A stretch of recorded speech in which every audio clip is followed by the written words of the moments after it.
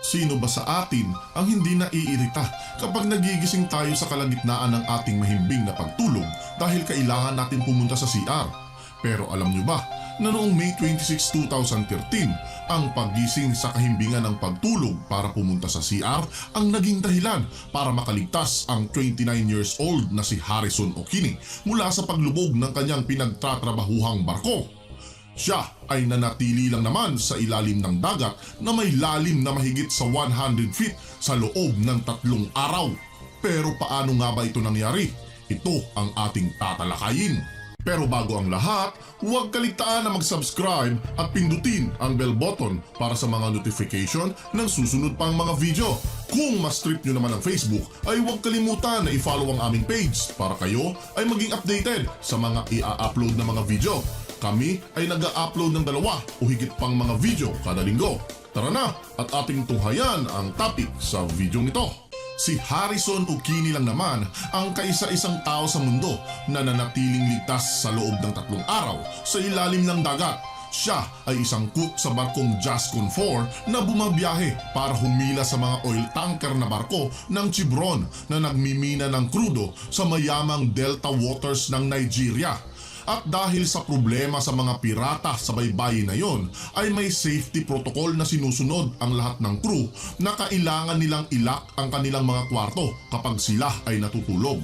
Subalit iyon din ang naging dahilan para mahirapang makalabas ang mga crew nang lumubog ang barkong sinasakyan nila. Nang tinamaan ng malakas na alon ang barko ay tumaob ito at nagsimulang lumubog habang nasa loob ng CR si Harrison. Suot lamang ang kanyang boxer short. Sa kanyang gulat ay dali-dali siyang tumayo para buksan ang pinto ng CR, subalit nahirapan siya dahil sa pressure ng tubig na nakaharang sa pinto.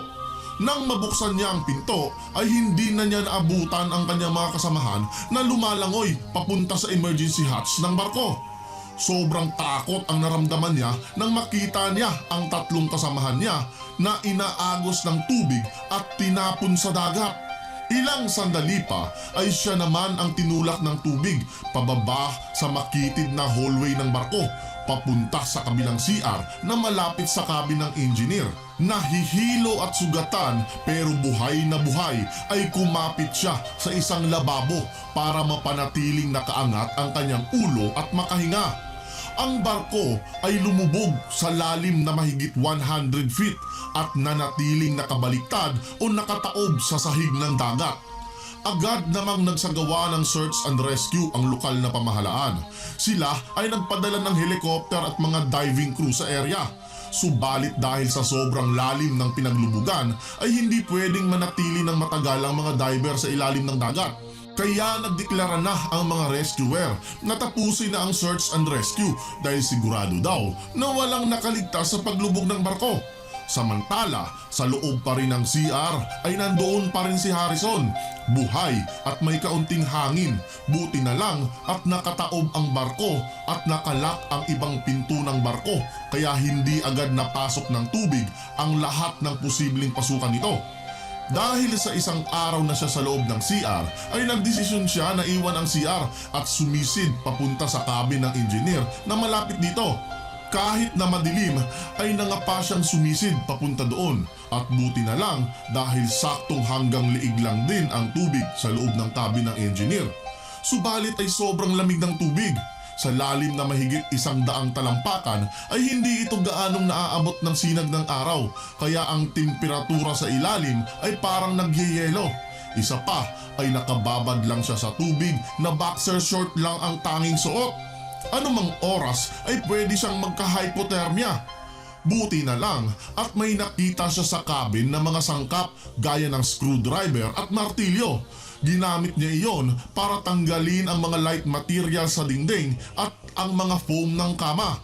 Pinagpatong-patong niya ang mga lamesa, upuan, foam at mga light materials mula sa dingding para magkaroon siya ng mapapatungan at hindi siya manatiling nakababad sa malamig na tubig. Gutom, uhaw at takot ang nangibabaw sa kanya. Lagi niyang naiisip ang kanyang pamilya.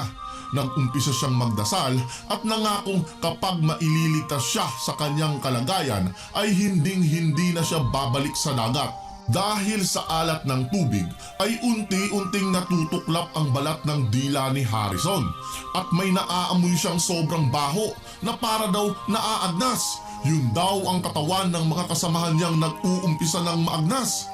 Lahat din ng tunog sa loob ng cabin ay sobrang lakas. Ang banggaan ng mga lumulutang na gamit, ang mga hagit-git ng mga bakal na nagkikiskisan at ang nakakatakot na tilamsik ng mga tubig dahil sa pag-aagawan ng mga isda sa pagngat-ngat sa patay niyang mga kasamahan. Pagkaraan ng 3 araw at dahil iniwan na ng mga rescuer ang search and rescue ay nagrenta ang kumpanya ng lumubog na barko ng Deep Sea Salvage Saturation Diving Team para i-retrieve ang mga bangkay ng mga crew. 6 na diver, mga deck crew at technical staff ang agad na pumunta para sa retrieval. Subalit alam nilang mahihirapan sila dito dahil sa bukod sa sobrang lalim ay nakataob pa ang barko sa maputik na parte ng seafloor. Kaya sigurado daw na sobrang dilim at wala halos makita sa area. Maliban pa doon, dahil nga sa security protocol ng barko, ay nakalak ang mga pinto nito mula sa loob. Ang Diver Team 2 ay sina Nico Van Herden, Andre Erasmus at Daryl Ostjosen na may supervisor na si Colby Weret na nanatili naman sa deck ng kanyang barko para i-guide ang mga diver gamit ang microphone at ang monitor dahil sa kamerang nakakabit sa diver na si Nico. Inabot ng mahigit 1 oras ang mga diver sa pagbubukas lang ng pinto ng lumubog na barko. Nang makapasok na sila sa loob ay sobrang labo ng tubig. Wala silang makita kahit na may mga ilaw pa silang dala dahil sa mga putik at mga lumulutang na mga kalat. Sa umpisa pa lang ng kanilang pag-iikot ay may na-recover na agad silang 4 na bangkay. Samantala si Harrison ay nawawala na ng pag-asa nang may marinig siyang ingay sa labas ng cabin. Alam niyang mga divers iyon, kaya pinukpok niya ang dingding ng cabin. Subalit siguradong hindi siya naririnig ng mga ito. Nabuhayan siya ng loob nang makita niya ang ilaw ng isa sa mga diver na dumaan sa may nakalubog na hallway malapit sa cabin na kinaroroonan niya. Subalit napakabilis ng diver para mapansin siya. Doon ay naisipan niyang sumisid at sundan ang ilaw ng diver na nakita niya. Sa isang banda, ang diver na si Nico ay lumalangoy paakyat sa main deck. Napakasikip ng papunta doon, dagdagan pa ng diver gear niyang suot sa likod. Habang nagpupumulit siyang lumusot sa maliit na butas, ay nagulat siya nang may biglang humawak sa kanya. Ang buong akala niya ay isa lamang itong bangkay, subalit nagulat siya nang pisilin nito ang kanyang kamay. Pansamantalang natakot si Nico, subalit nahimasmasan siya nang sumigaw ang kanyang supervisor sa microphone na nakamasid sa monitor ng buhay pa siya. Sinabihan ng supervisor si Nico na alalayan ang survivor sa pamamagitan ng pagkalabit sa likod nito at pagsenyas ng thumbs up. Gulat na gulat ang mga divers nang makita si Harrison na buhay dahil sa maximum na recreational diving na 130 feet ay hindi daw nananatili ang mga diver sa lalim na 100 feet ng mahigit sa 20 minutes. Subalit si Harrison ay nanatili sa lalim na ito ng 3 araw. Sabi pa nila ay saktong-sakto lang ang pagkakaligtas nila kay Harrison dahil ang tao ay humihinga ng 350 cubic feet na hangin kada 24 oras. Subalit dahil ang lumubog na barko ay under pressure dahil sa lalim ng pagkakalubog nito, ang natitirang hangin daw sa cabin na kinaroroonan niya ay nag-compress ng 4 na beses, kaya sa sukat ng air pocket o ng natitirang hangin sa cabin na iyon ay meron lamang siyang natitirang 5 oras bago maubos ito. Ang isa pa ay ang build-up ng mga carbon dioxide sa cabin dahil ang hangin na hinihinga niya ay pabalik-balik lang at hindi napapalitan ay maaari din siyang malason sa hangin na hinihinga niya. Pero dahil ang carbon dioxide daw ay naa-absorb sa tubig at dahil din sa kakatampisaw niya ay nahahalo ang carbon dioxide sa tubig kaya nababawasan ang toxicity nito. Kaya napakaswerte pa rin daw talaga ni Harrison. Subalit hindi pa tapos ang pag-rescue nila sa kanya dahil ang problema ng mga diver ay kung paano si Harrison maidadala sa taas ng ligtas dahil sa tinatawag na decompression sickness. kung saan ang nitrogen bubble sa dugo ng tao ay nabubuo dahil sa pagbabago ng pressure ng paligid. Kung sakaling si Harrison ay agad nilang iangat mula sa 100 feet na lalim ng dagat, ay maaaring magkaroon si Harrison ng joint pain, rashes at higit sa lahat, paralysis, neurological issue, cardiac arrest at maaari pa siyang mamatay. Kaya ang naisip nila ay iangat siya gamit ang diving bell. Tinuruan muna nila si Harrison na huminga gamit ang breathing apparatus na dala nila. Mahigit 20 minutes din siyang nag-aral sa tamang paghinga sa aparatos. Tapos ay inalalaya nila siyang lumangoy palabas ng barko papunta sa isang diving bell kung saan para hindi siya biglaang ma-decompress kahit na agad siyang iangat sa taas. Dahil sa trauma, gutom, uhaw at pagkahilo, ang buong akala pa niya ay 12 hours lang siyang natrap doon. Laking gulat niya nang sabihin sa kanyang 3 araw na siyang nandoon. Nanatili pa siya ng 3 araw sa decompression chamber bago pinayagan na makauwi. Sa 12 crew member ng lumubog na Jascon 4 ay isa lang ang nakaligtas at 10 ang katawan na na-recover at hindi na natagpuan ang isa pang bangkay. Dahil siya lang ang nabuhay sa aksidente, ay pinagbibintangan siya na gumagamit ng black magic ng mga kamag-anak ng mga nasawi, kaya hindi siya nakipaglibing sa mga kasamahan niya. Inaakusahan din siya na nagsamba sa demonyo para mabuhay sa ilalim ng dagat ng kanila mismong pastor, kaya siya ay lumayo mula sa kanilang nayon. Ayon sa kanyang asawa, ay may trauma pa rin si Harrison sa nangyari sa kanya at minsan ay nagigising sa kalagitnaan ng tulog na nagsisigaw na parang nalulunod. Meron din siyang survivor guilt kung saan ay sinisisi niya araw-araw ang kanyang sarili kung bakit siya lang ang nabuhay. Si Harrison ay nagtatrabaho na ngayon bilang cook sa isang restaurant sa Nigeria at hindi na bumalik sa dagat kagaya ng pangako niya sa kanyang dasal.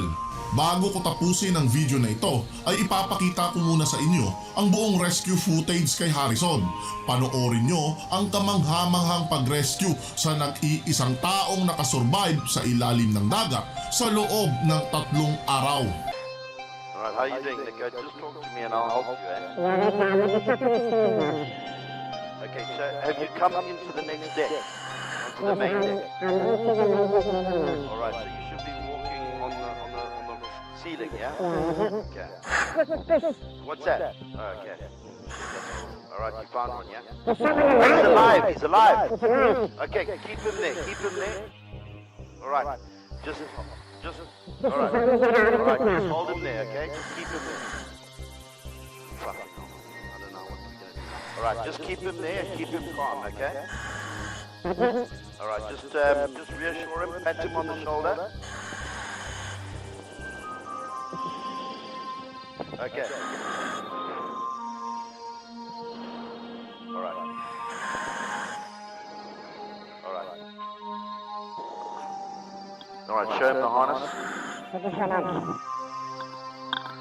I'm sure he's put a harness on, you know, working at heights. He would have done something like that.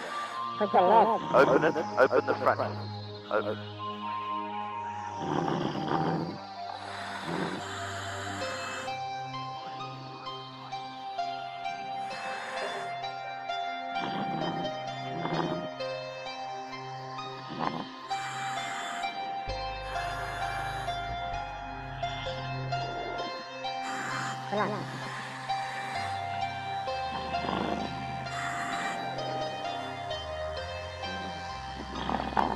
They've got to go through there, yeah. But he not put that overall in that was flying around.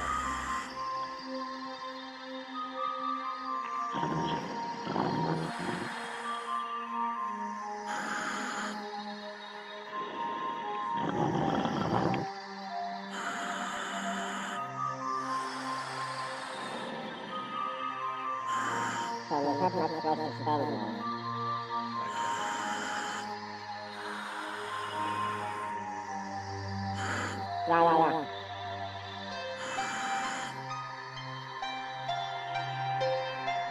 Other side, my friend, yeah. Might have to adjust it, but Yeah, well, that needs to be rotated down. this one goes to the top. Come here.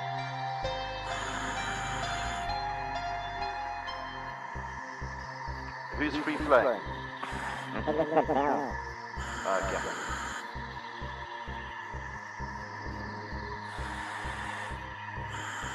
Hold on, Nico.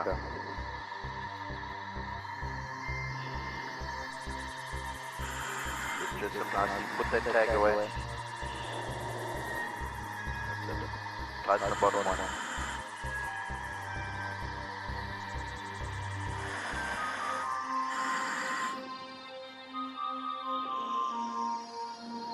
Bottom of the right Okay, tighten it a bit more. Is that okay? there. What's that?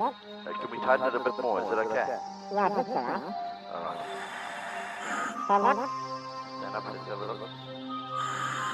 Stand up. Stand up. This is good, sir. Yeah, I know. Thank you. Alright, that's fine. Put it down again. That's okay. Oh, those neck straps okay? Yeah. Okay. Alright. Tell him to keep drinking your water. Where's his water? Where's the water? Drink it, buddy. Drink it. He hasn't drunk it much, eh? No, it's almost finished. Oh, he's almost finished it. Okay, sorry. Alright, tell him. What's wrong with it? This is cold. What's cold? The water. The water cold. Yeah, this is the water cold. There was that overall that you... Should we not try and get him in that overall? No, read that. It's going to get stuck everywhere. Okay, alright. We'll leave it at that. Alright, just get him out of the water. We don't want hypothermia. Go and Go drop back it. up there.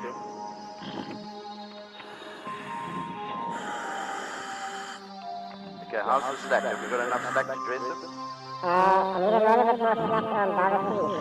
Okay, can we have some more slack? Yeah, that's fine, that's fine, that's fine. Slack to Darwin Street. Okay, Darwin Street is 5 meters inside now. Sorry, 5 meters inside, I yeah? got it, that's fine, take it. Yeah, I get it.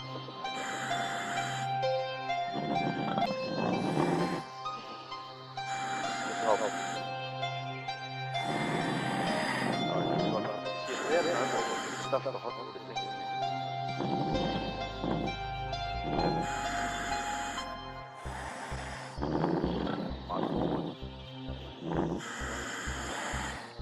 I'm just going to take all your umbilicals. Okay, Captain. Wait, gotta put his head underwater. Yeah, go. I'm just going to take all your umbilicals, eh? Roger, check your umbilical back to the bell, check his one as well. Make sure it's not going to catch anything on the seabed, yeah? Okay, so you're only going to go back to the clump weight, okay? When this guy gets to the door, okay? Yeah, roger that. Alright, excellent. I'm just going to take all here. Right, let's get that hat on his head so we can reduce the CO2, please. Okay, is his umbilical on around his body like we're diving? Yeah, roger. Okay, hold on.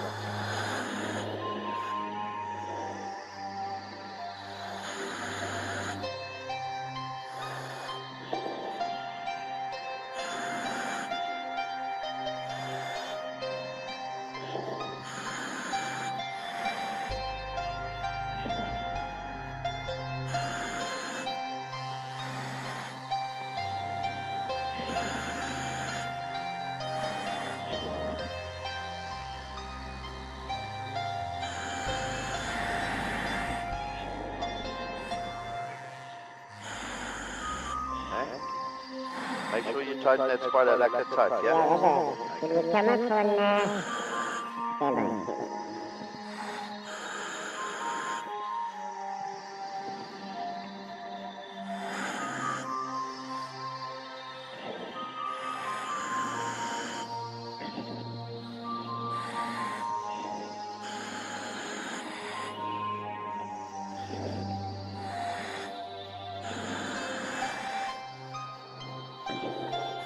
Can you come up on, Darwin Street, please? Roger, in the bell, up on two's umbilical, please.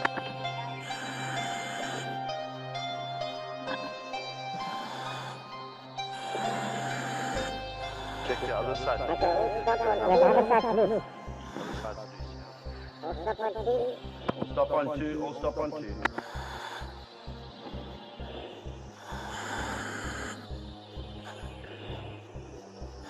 How's that looking?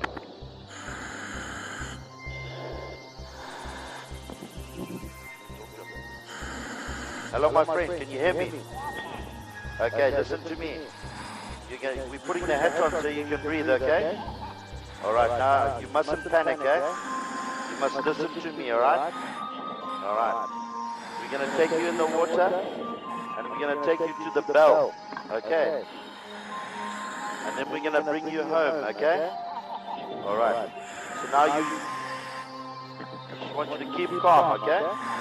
Are you feeling okay? Are you sore? Have you got any injuries? Okay. Okay. What's your name? Harrison. Okay, Harrison. My name is Colby. Okay, and I'm going to bring you home, okay? And the diver that's helping you now, his name is Nico. Okay, that's Nico, okay? There's another guy on the outside. Please throw his hat so he doesn't get too hot. What is your rank? You're the cook. They always survive. Hold your hands, two hands. Hold two hands, okay? All right. Okay, Harrison, you mustn't take your hat off, okay? You must just breathe nicely, yeah? Okay. All right, let's go. You hold your umbilical and you listen to me, okay? All right, we're going now. Put your head underwater and breathe comfortably, okay? Okay, how's that? Are you all right, Harrison? Are you comfortable? Take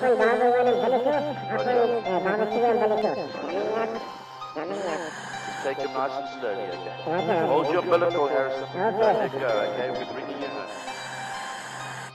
home. Quickly, I know he's alive. All right, stick his head in. Put his head in the bell.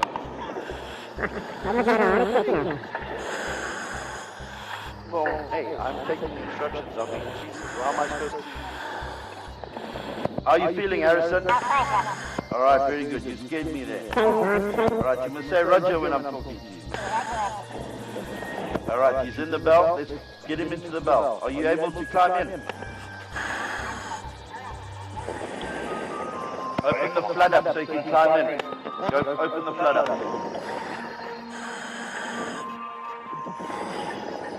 Yes, you scared me, head past that.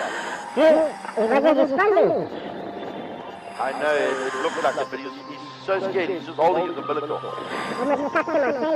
Yeah, don't worry, it's okay, he's in the bell now, okay? How are you in the bell, Harrison? Give me a thumbs up. Good job, my friend, well done. You're a survivor.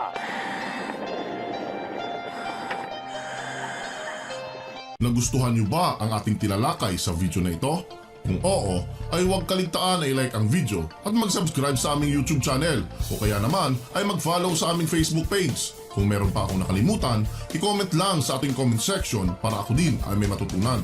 Hanggang sa muli, ito nga pala ang Wheelers Inc. Bye-bye!